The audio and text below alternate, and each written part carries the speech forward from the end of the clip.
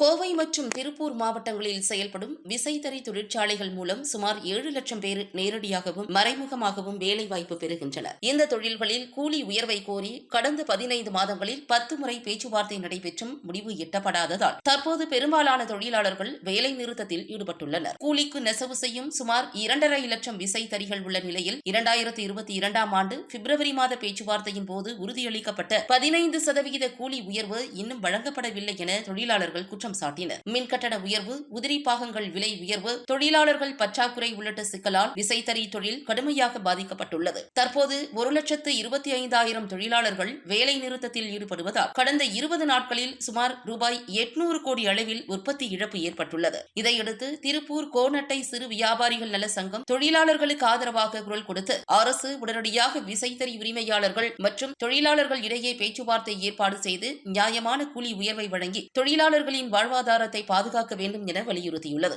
சங்க தலைவர் ராஜசேகர், செயலாளர் கிருஷ்ணமூர்த்தி, பொருளாளர் எஸ். செந்தில்குமார், துணைத் தலைவர் சி. டி. செந்தில்குமார், துணை செயலாளர் சண்முகம், ஆலோசகர்கள் பாபு, சங்கையா, வேலுச்சாமி, ரவி, பாலகிருஷ்ணன், சோமசுந்தரம், மோகன் உள்ளிட்ட பலர் போராட்டத்தில் கலந்து கொண்டு ஆதரவு தெரிவித்தனர்.